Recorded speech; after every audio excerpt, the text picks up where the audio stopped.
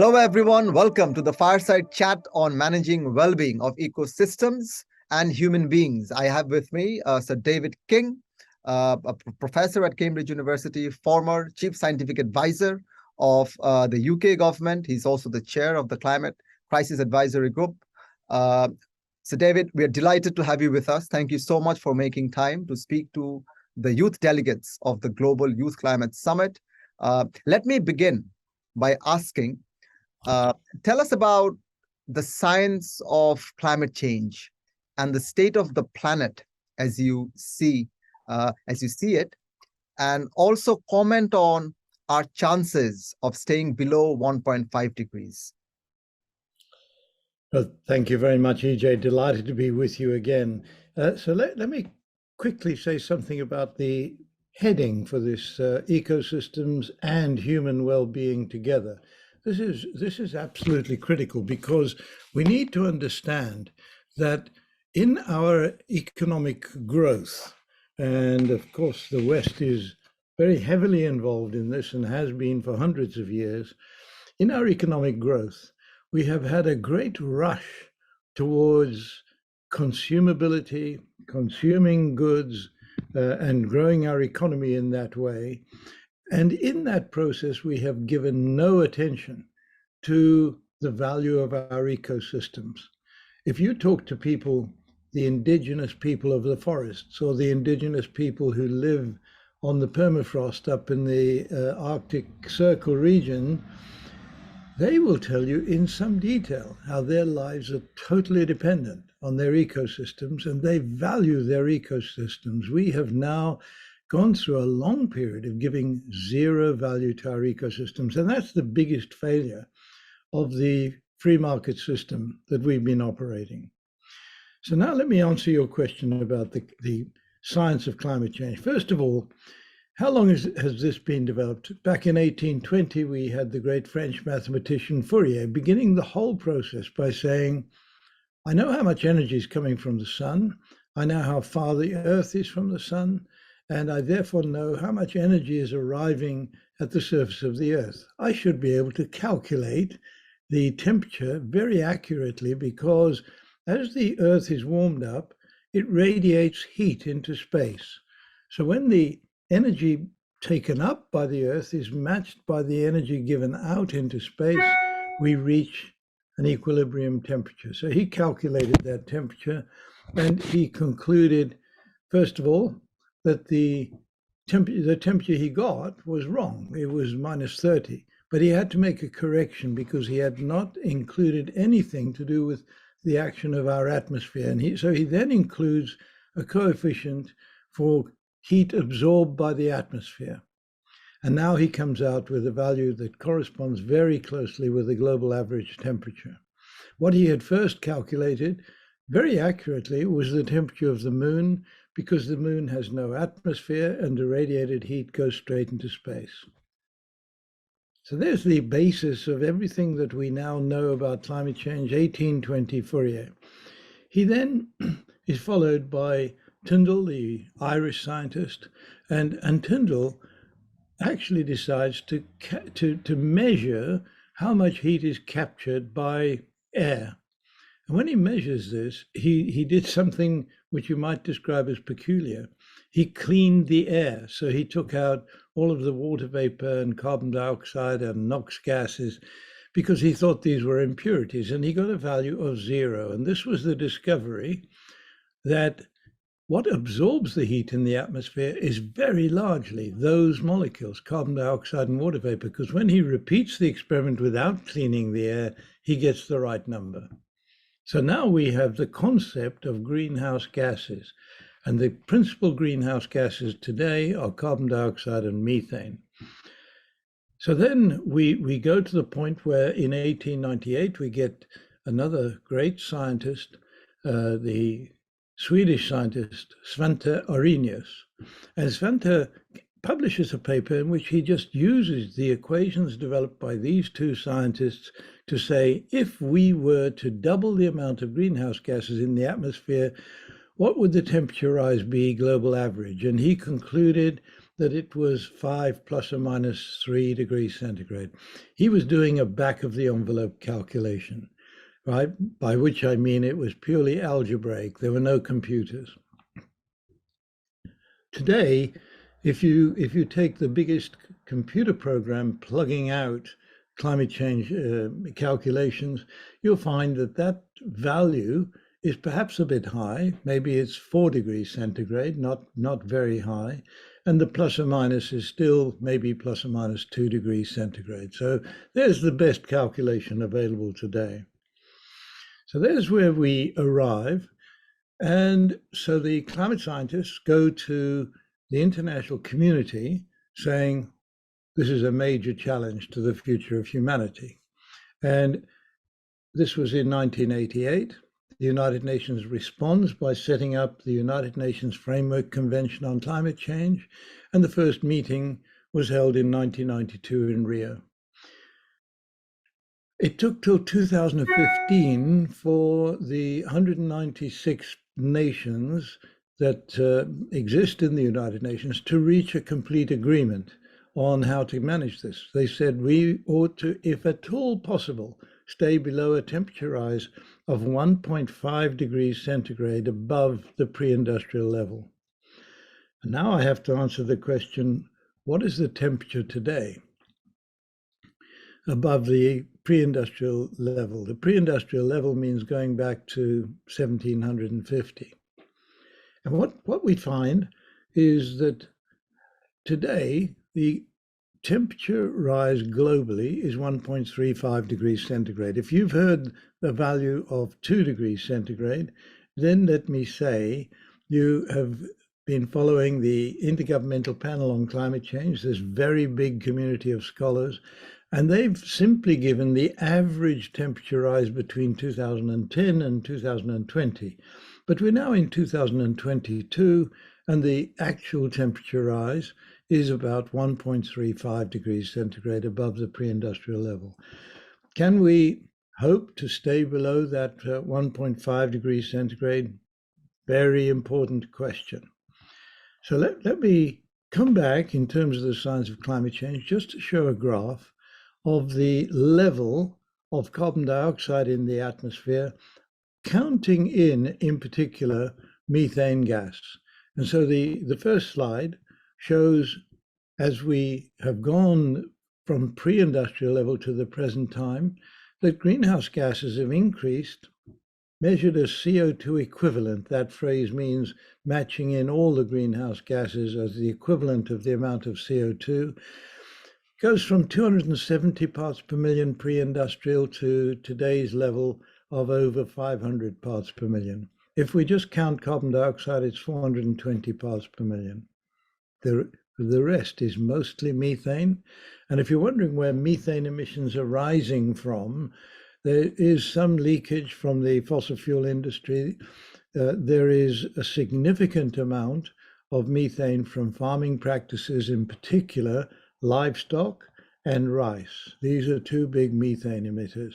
And as human well-being has been improving wonderfully well over the last 100 years, so the demand for both these products, meat, milk, and of course rice, has continued to rise, and means that methane levels from those sources are rising. So there's where we are today. What we agreed, that 1.5 degrees target, we are still increasing the emissions annually at a rate which is higher than ever before. Right, so even though this agreement was reached in 2015, today, 7 years later, we're still rising on the same pathway we were on before. We haven't done nearly enough. And what do I mean by enough? Quite simply, it means fossil fuel usage must be diminished to as close to zero as we can. We need, and I'm going to say we're cooked without this, we need deep and rapid emissions reduction. So deep and rapid emissions reduction, people are saying, let's aim for net zero in 2050. That's probably too weak a target. We need to get there sooner. Now, of course, there are a lot of countries that are heavily dependent on coal for their economic growth. at the moment, and I want to stress at the moment. We need to switch away from coal, but we need to do this in an orderly fashion. And I've got to say, the role of the wealthy economies, the European economies, the American, United States, Canada, Australia, etc., the role of the wealthy economies is to help the developing nations. They didn't put this stuff up in the air. It is the developed countries that did it. And we agreed back in 2009, we, in the IPCC, in the United Nations meeting, we agreed, and this was the West agreeing to this, to make available $100 billion a year to the developing world. The total figure that has been achieved to date is $21 billion a year. This is public money. And it is one of the failures of the system that we have actually managed to significantly lose trust between the developed and the developing nations as a result of this. The latest promise achieved at COP26 in Glasgow last year was that by 2023, that level of funding would have been raised to 100 billion. I worry a little bit that people are counting private money going in there, and that private money, of course, is going in as an investment. It's not going in to help countries get themselves to net zero or to adapt against the climate change that is already happening. I wanted to cover those points, but if I may, EJ, just have another minute, let me say one of the regions of the world is heating up much more quickly than the rest of the planet, and that is the Arctic Circle region, the circle that contains all of the countries that are covered in snow for much of the year at the moment. In the middle of the region of the Arctic Circle is the North Pole, and the North Pole is in an ocean, the Arctic Ocean, and that ocean has been covered by ice for many, many hundreds of thousands of years. And so what we have had is a situation where the North Pole is kept cold because ice reflects sunlight back into space. The blue oceans of the sea soak up sunshine and they get very warm. Now, what has been happening is shown in the next slide, which simply demonstrates that we have been losing the volume of ice covering the Arctic Ocean year on year for the last 20 plus years. Now, what is happening there is happening more quickly than the climate scientists predicted. And the reason is there are several major feedback effects, one of which is that simply as the ice melts and during the polar summer, 3 months of the polar summer when the sun returns to the North Pole, ice melts and exposes the blue sea to sunlight. And so that then makes the rest of the ice melt much more rapidly. So what we see happening is this big feedback effect, and we're expecting to have lost virtually all of the sea ice by 2030. But even today, half of the blue ocean, the Arctic Ocean, is exposed to sunlight during those 3 polar summer months. And this is already causing severe extreme events around the whole world. I mean, the final tally of events is going to come from Greenland. Sitting there in the blue Arctic Sea for those 3 months is now losing ice irreversibly. I use that word carefully, irreversibly, unless we can intervene. So what is happening there exposes the whole world in the sense that, first of all, Greenland losing ice, sea levels globally will be 6.5 meters, 6.5 meters.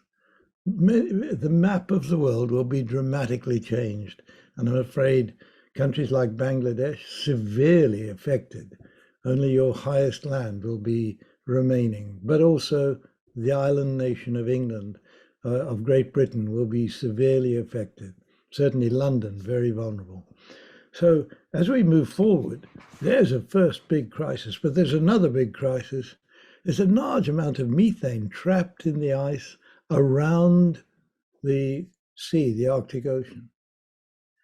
In that land, we have snow, but the snow has impacted with ground, and so we still get grass growing on the surface of this so-called permafrost. But in the permafrost, is a vast amount of methane. Methane is now being released explosively, particularly in northern Siberia, during those 3 polar summer months.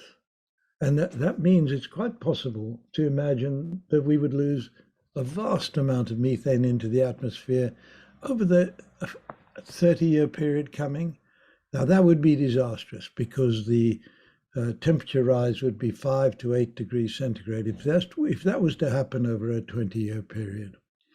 So the science of climate change is very, very clear. Within this climate science community, there is really no argument about the broad challenge that I've given. But now we have to move forward, EJ. Thank you, Sir David. I think that's a very elaborate explanation of what is going on in the world. As you know, 650 young people from around the world, primarily from the global south, have come to our summit to learn about the climate science, to build their leadership skills, and also to figure out what actions they can take. Now, what I gather from your comments is it's not enough to just address mitigation and adaptation right now. We also have to focus on restoration and repair. How do we remove the excess greenhouse gases that we have in the atmosphere? In that context, can I ask you, what keeps you going? Where do you see the hope in all of this? And what actions can some of the young people, mostly university students who are with us today, what actions can they take to make a contribution in this field? I left my career in science in terms of a research scientist back in the year 2000 to join Tony Blair's team as his chief scientific advisor. And in that time, I really began to focus on actions required on climate change. So my answer to your question, how do I keep going? Here I am in 2022, 22 years later, still totally focused on the same issue. And the reason is because I care about civilization.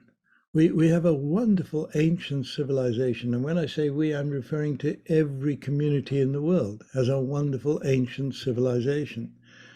I could refer, I'm a South African, I could refer to the Khoisan people who live on the Kalahari, and they still live there. They have been, I'm afraid, persecuted by colonialists, but they still live there. And they live with their biological systems. They know how to catch animals and feed on them and build their own little tents they live in. So I think, and they've been living there for thousands of years. There is evidence that this is the oldest community in the world in terms of how long they've been living there. So I think every community has a critically important history that gives them an ability to live. Now we're changing the system, and we're already creating crises of an enormous magnitude. And just going forward in time, we can see it just getting worse and worse unless we have a program of work. So I set up the Centre for Climate Repair at Cambridge back in 2017 when I finally left government. I came back to my old university, and the centre is focused on 3 R's. The first is, and the reason I'm telling you this is what gives me optimism. I always feel I've got to find a radical way out of the problem, whatever problem I'm talking about. It could be COVID-19, but now we're talking about the biggest problem civilization has ever had to face up to. And yes, we need to adapt. That's not what I'm talking about. The climate change is already with us. We need to do quite a number of things, but here's a 3-way program. First, we need to reduce emissions of greenhouse gases deeply and rapidly. And by we, I mean every country, every region, every person needs to focus on how we reduce our footprint, our carbon dioxide footprint on the world. The second is, and of course, the real responsibility lies with governments, with financial sectors who are lending money to fossil fuel companies, etc. It's right across the board, the responsibility lies. And without this, and let me repeat, deep and rapid emissions reduction is required, otherwise we're cooked. There's no way forward because we're going to have such extreme heat, such terrible rising sea levels that we will have destroyed our civilization in many ways. So the second is we have already put too much in the way of greenhouse gases into the atmosphere. By that I mean every ton of carbon dioxide we emit today, and we're going to keep emitting billions of tons into the future, every ton will have to be removed because we have already put too much there. Now we're adding to the debt that we have created by putting all that stuff up into the atmosphere. By this I mean, remember I said 270 parts per million pre-industrial. We're at 510, 520 parts per million today. What is a safe level for humanity for the next hundreds of years, thousands of years? We need to bring it down to less than 350 parts per million. And then we can manage a safe future from the point of view of climate change and all of its challenges. Now, how do we do that? That's what we're determining. How can we remove greenhouse gases almost as quickly as we're emitting them today? We're emitting today at 40 billion tons a year using coal, oil, and gas. In principle, that's the major factor. But we are planning to remove maybe 20, 30 billion tons of greenhouse gases a year. I want to stress, this is not to give people, countries, societies the opportunity to keep burning fossil fuels. If we do that, we have no future, right? So this is to bring us to a sustainable level for the future. Now, how long will this take? To the end of the century, right? So now we need to buy time. Look at what's happened in the Arctic Circle region. The temperature rise there is now over 3 degrees centigrade above the pre-industrial level. So one of our programs is the third R. We have reduce, remove, and now we have the third R, which is refreeze. We have to learn how to refreeze the Arctic. And that's, again, the program of work we have initiated. We don't believe that Cambridge University, we're not so arrogant as to believe Cambridge University will solve all these problems. We are acting as a hub, and we're working with anyone who can contribute to the solutions we're looking for. And we're being reasonably successful in this. We started this just a few years ago, but I have to say the programs of work are moving really quite quickly. So this is a long answer to your question, EJ. I am feeling optimistic that there is a future for humanity, that our civilization isn't going to draw to a close very soon. But my goodness, we need to do one very big job of work to manage this. Thank you. So what I'm gathering from what you said is young people at the first level, at the individual level, can reduce their own carbon footprint and then mobilize others in the community. That's a tangible action they can take to reduce emission. That's one. And then can you expand on entrepreneurial opportunities for young people in the space of removal, climate restoration, repair, and refreezing the Arctic seems like a very, it's a massive endeavor. But how can young people be part of the solution? Do you recommend them getting involved in science, in research, or entrepreneurship? How can young people in the global South particularly be part of the solution? I think part of the solution, EJ, is what you are doing, right? So, and you didn't mention that. This means young people making a contribution to the global debate on this issue, right? Very, very important that the voice of young people is heard.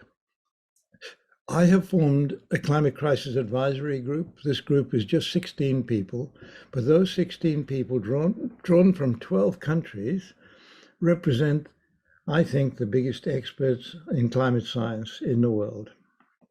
And this means we go out in the public domain once a month. We produce reports. Please visit our website, Climate Crisis Advisory Group. We want to work with young people. You are the future, right? The future should, at least in part, be in your hands.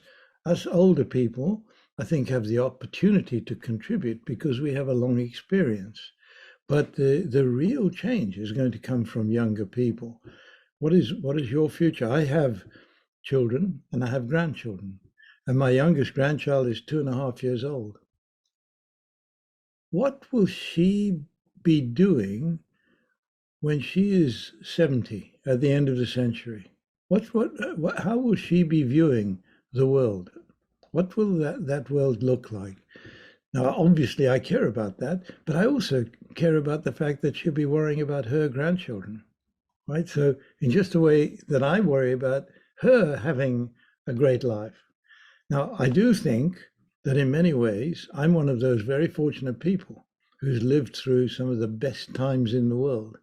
And I fear that this is not going to continue into the future unless, and the unless is if we can all get engaged in the program. Now, you're asking, what can young people do? Each young person is in a different situation. Your mind is in a different place. Your well-being is in a different place. Your situation, your job, etc.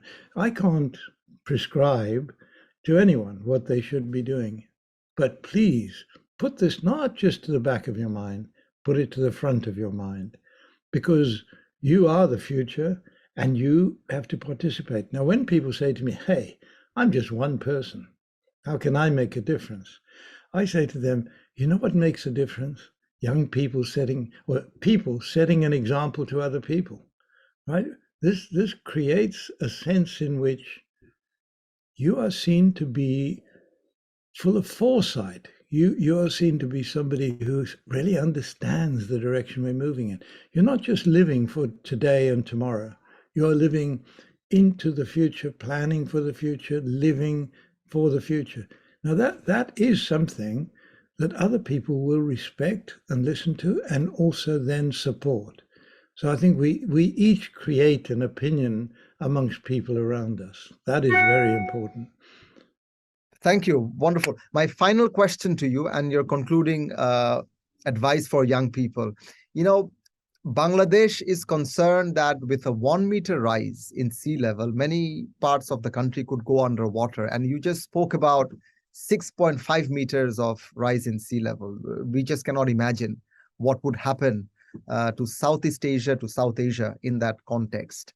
Now, as large parts of our land goes underwater, there has to be a lot of adaptation efforts taking place in these countries. Do you see any entrepreneurial opportunities in the climate adaptation space that young people can participate in, particularly when some of the largest rice producing countries in the world come from this part, Vietnam, India, Bangladesh? There's going to be a big shortage in food supply. And what are the opportunities that young people can explore in Let me, adaptation? let me just dwell on the points you're making. And I'm going to take Vietnam first. Vietnam, in just 30 years' time, will be 90% of the land mass of the country will be under seawater once a year minimum, well, just by mid-century. So what I'm saying there is that a whole country could be virtually underwater. We know all about islands like the Maldives and Tonga and Vanuatu, these islands in the deep ocean, where their existence would disappear with a higher sea level. But what about all the cities that will disappear? What about vast populations like the entire population of Vietnam? Now, of course, we're not going to see the 6.5 meter sea level rise over 30 years, but we are going to see something approaching that 1 meter figure, which is shown, I think, in the slide that is coming up now. What we see in Bangladesh is that with 1 meter sea level rise, you're losing a significant portion of your country to the ocean. And as you withdraw, that means massive population density increase. It also means, presumably, that people will seek to travel elsewhere to live. Now, all of these are big challenges, but for every challenge, the smart person who has foresight and is thinking ahead will think, what will people most need as we move into these situations? Now, I'm not, again, going to prescribe, young people have very agile minds, and it's that agility that is needed to work out how you invest yourself into a manageable future and how that future then helps others into a manageable future. Wonderful. Thank you. So, David, this was a wonderful conversation. Thank you so much for sharing your thoughts and talking about the science of climate change. I think you've given us a lot of things to think about, and over the next 3 days, the youth at the summit will be exploring solutions, learning about different fields of that are affected by climate change, and coming up with tangible actions that they can take. I think all of us have a role to play in this, and like you, I share your optimism that every challenge presents an opportunity. And if we all come together as one human family, we can make progress on this. With that, once again, Sir David King, thank you so much for giving us your valuable time. EJ, thank you. It was a pleasure.